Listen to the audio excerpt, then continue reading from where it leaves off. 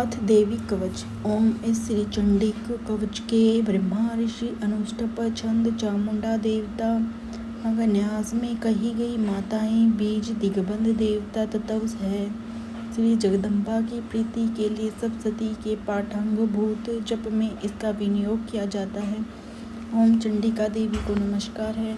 मार्कंडेय जी ने कहा, पितामह, जो इस संसार में परम गोपनीय तथा मनुष्यों को सब प्रकार से रक्षा करने वाला है और अब तक आपने दूसरे किसी के सामने प्रकट नहीं किया हो, ऐसा कोई साधन मुझे बताइए।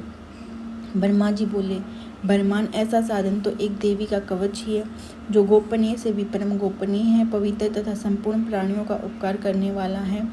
महामुने, उसे श्रवण करो। देवी की 9 मूर्तियां हैं, जिन्हें नवदुर्गा कहते हैं। उनके पृथक पृथक नाम बतलाए जाते हैं।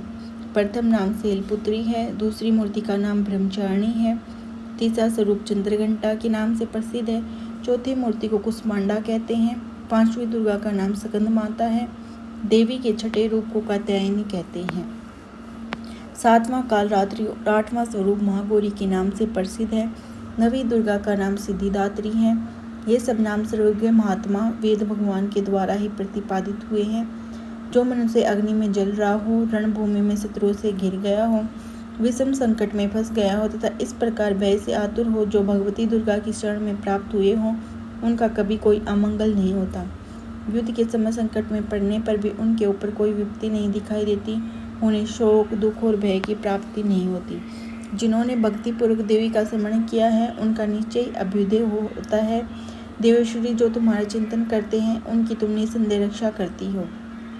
चामुंडा देवी प्रेत पर आरूढ़ होती है, वाराही भैंसे पर सवारी करती है, इंद्री का वाहन ऐरावत हाथी है, वैष्णो देवी गरुड़ ही आसन जमाती है, माहेश्वरी वर्ष भर आरूढ़ होती है, कौमारी का वाहन मयूर है, भगवान विष्णु की प्रियतमा लक्ष्मी देवी कमल के आसन पर विराजमान है और हाथों में कमल धारण किए हुए है। वर्ष भव पर आरूढ़ ईश्वरी देवी ने श्वेत रूप धारण कर रखा है। ब्राह्मी देवी हंस पर बैठी हुई है, सब प्रकार के आभूषणों से विभूषित है। इस प्रकार ये सभी माताएं सब प्रकार की योग शक्तियों से संपन्न हैं। इनके सिवा और भी बहुत सी देवियां हैं, जो अनेक प्रकार के आभूषणों की शोभा से युक्त तथा नाना प्रकार के रत्नों से सुशोभित हैं। ये संपूर्ण देवियां क्रोध में भरी हुई हैं और भक्तों की रक्षा के लिए रथ पर बैठी दिखाई देती हैं। ये शंख, चक्कर, गदा, शक्ति, हल, मूषक, खेटक और तोमर, परशु तथा पास, कुंत और त्रिशूल एवं उत्तम सार, धनुष आदि अस्त्र शस्त्र अपने हाथों में धारण करती हैं। दैत्यों के शरीर का नाश करना, भक्तों को अभिदान देना और देवताओं का कल्याण करना, यही उनके शस्त्र धारण का उद्देश्य है।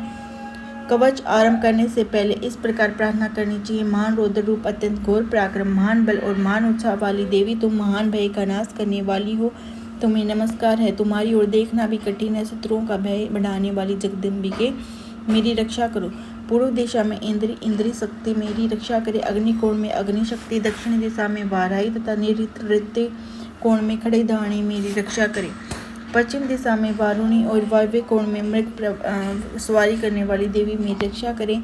उत्तर दिशा में कुमारी और ईशान कोण में शूलधारिणी देवी रक्षा करें।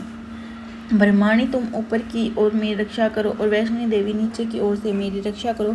इसी प्रकार सबको अपना वाहन बनाने वाली चामुंडा देवी दसों दिशाओं में मेरी रक्षा करे। जय आगे से विजया, पीछे की ओर से मेरी रक्षा करे। वाम भाग में अजीता, दक्षिण भाग में अपराजिता रक्षा करे। उद्योतनी शिखा की रक्षा करे। उमा मेरे मस्तक पर विराजमान होकर रक्षा करे। ललाट माला धारी रक्षा करे और यशस्विनी देवी मेरी बाहों का संरक्षण करे। भौं के मध्य भाग में त्रिनेत्रा और नथुनों की घंटा देवी रक्षा करे। दोनों नेत्रों के मध्य भाग में शंखनी और कानों में द्वार वासिनी रक्षा करे। कालिका देवी कपोलों की तथा भगवती सांकरी कानों के मूल भाग की रक्षा करे। नासिका में सुगंधा और ऊपर के होठ में चर्चिका देवी रक्षा करे।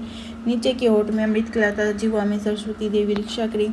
कौमारी दांतों की ओर चंडिका कंठ प्रदेश की रक्षा करे। चित्र घंटा गले की घंटी की ओर महामाया तालु में रहकर रक्षा करे। कामाक्षी ठोडे की सर्वमंगला मेरी वाणी की रक्षा करे। भद्रकाली गिरवा में और धनुधरी पष्ट वंश मेरुदंड में रहकर रक्षा करे। कंठ के बाहरी भाग में नीलगिरिवा और कंठ नली में नलकुंभरी रक्षा करे। दोनों कंधों में खड्गनी देवी और मेरी दोनों भुजाओं की वृषधारिणी रक्षा करे। दोनों हाथों में दंडिनी और अंगुलियों में अंबिका रक्षा करे।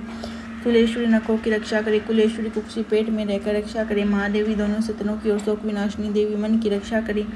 ललिता देवी हृदय में शूल धारणी उदर में रहकर रक्षा करे। नाभि में कामनी और गुहा बाकी गुहेश्वरी रक्षा करे। पूतना और कामिका लिंग की और महेश्वानी गोदा की रक्षा करे। भगवती कटी भाग में विंध्यवासिनी घुटनों की रक्षा करे। संपूर्ण कामनाओं की देने वाली महाबला देवी दोनों पिंडलियों की रक्षा करे। नारसिंह की दोनों घुटियों की और तेजसी देवी दोनों चरणों के पश्च भाग की रक्षा करे। श्री देवी पैरों की उंगलियों में और तलवासिनी पैरों के तलों में रहकर रक्षा करे। अपनी डाढ़ों के कारण भयंकर दिखाई देने वाली दष्ट कराली देवी नखों की और उदर केशनी केसों की रक्षा करे। रोम वालियों की छिद्रों में कोबेरी और त्वचा की वागीश्वरी देवी रक्षा करे। पार्वती देवी रक्त मज्जा वसा मांस हड्डी और मेद की रक्षा करे। हाथों की कालरात्रि और पित्त की मुक्तेश्वरी रक्षा करे। मूलाधार आदि कमल कोशों में पद्मावती देवी और कफ में चूड़ामणि देवी होकर रक्षा करे। नख के तेज की ज्वालामुखी की रक्षा करे। जिसका किसी भी अस्त्र से भेदन नहीं हो सकता, वह बीदा देवी शरीर की समस्त संधियों में रहकर रक्षा करे। ब्रह्माणी आप मेरे वीर्य की रक्षा करे। छत्रेश्वरी छाया की तथा धर्मधारिणी देवी मेरे अहंकार मन और बुद्धि की रक्षा करे। हाथ में वज्र धारण करने वाली वज्र हस्ता देवी मेरे प्राण अपान व्यान उदान और समान वायु की रक्षा करे। कल्याण से शोभित होने वाली भगवती कल्याण शोभना मेरे प्राण की रक्षा करे। रस रूप गंध शब्द और स्पर्श इन विषयों का अनुभव करते समय योगिनी देवी रक्षा करे और सतगुण रजोगुण और तमोगुण की रक्षा सदा नारायणी देवी करे। वाराही आयु की रक्षा करे। वैष्णवी धर्म की रक्षा करे तथा चक्रणी चक्र धारण करने वाली देवी यश कीर्ति लक्ष्मी तथा विद्या की रक्षा करे। इंद्राणी आप मेरी गोत्र की रक्षा करे। चंडी केतु मेरे पशुओं की रक्षा करो। महालक्ष्मी पुत्रों की रक्षा करे और भैरवी पत्नी की रक्षा करे। मेरे पति की सुप्ता तथा मार्ग की क्षेम का रक्षा करे। राजा के दरबार में महालक्ष्मी रक्षा करे तथा सब और व्याप्त रहने वाली विजया देवी संपूर्ण भयों से मेरी रक्षा करें। देवी जो स्थान कवच में नहीं कहा गया अतएव रक्षा से रहित है, वह सब तुम्हारे द्वारा सुरक्षित हो, क्योंकि तुम विजयशालिनी और पापनाशिनी हो। यदि अपने शरीर का भला चाहे तो मनुष्य बिना कवच कहीं भी एक पग भी न जाए। कवच का पाठ करके ही यात्रा करे। कवच द्वारा सब ओर से सुरक्षित मनुष्य जहाँ जहाँ भी जाता है वहाँ से धन लाभ तथा संपूर्ण कामनाओं की सिद्धि करने वाली विजय की प्राप्ति होती है। वह जिस अभिष्ट वस्तु का चिंतन करता है उसे उसको निश्चय प्राप्त कर लेता है। वह पुरुष इस पृथ्वी पर तुलना रहित महान ऐश्वर्य का भागी होता है। कवच से रहित सुरक्षित मनुष्य निर्भय हो जाता है। युद्ध में उसकी पराजय नहीं होती। वह तीनों लोकों में पूजनीय होता है। देवी का ये कवच देवताओं के लिए भी दुर्लभ है।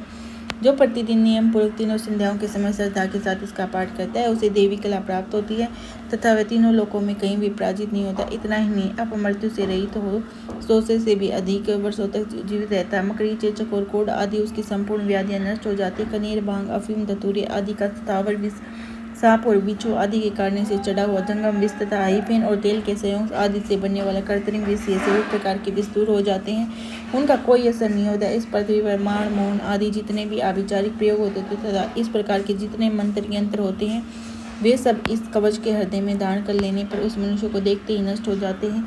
यही नहीं, पृथ्वी पर विचरने वाले ग्राम देवता आकाशचारी देवी से जल के संबंध में प्रकट होने वाले गण, उपदेश मात्र से सिद्ध होने वाले निम्न कोटि के देवता, अपने जन्म के साथ प्रकट होने वाले देवता, कुल देवता, माला कंठमाला आदि डाकनी शाकनी, अंतरिक्ष में विचरने वाले अत्यंत बलवती भयानक डाकनियाँ, ग्रह पूत पिशाच यक्ष गंधर्व राक्षस ब्रह्म राक्षस बेताल कुष्मांड और भैरव आदि अनिष्ट कारक देवता भी हृदय में कवच धारण किए रहने पर उस मनुष्य को देखते ही भाग जाते। कवचधारी पुरुष को राजा के से सम्मान वृद्धि प्राप्त होती है। ये कवच मनुष्य के तेज की वृद्धि करने वाला उत्तम है। कवच का पाठ करने वाला पुरुष अपनी कीर्ति से विभूषित भूतल पर अपने सुयश के साथ साथ वृद्धि प्राप्त होती है। जो पहले कवच का पाठ करके उसके बाद सप्तशती चंडी का पाठ करता है उसकी जब तक वन पर्वत और कानों सहित यह पृथ्वी टिकी रहती है तब तक यहाँ पुत्र पौत्र संतान परंपरा बनी रहती है। फिर देह का अंत होने पर वह पुरुष भगवती महामाया के प्रसाद से उसे नित्य परम पद को प्राप्त होता है, जो देवताओं के लिए भी दुर्लभ है। वह सुंदर दिव्य रूप धारण करता है और कल्याणमय शिव के साथ आनंद का भागी होता है। देवी का कवच संपूर्ण।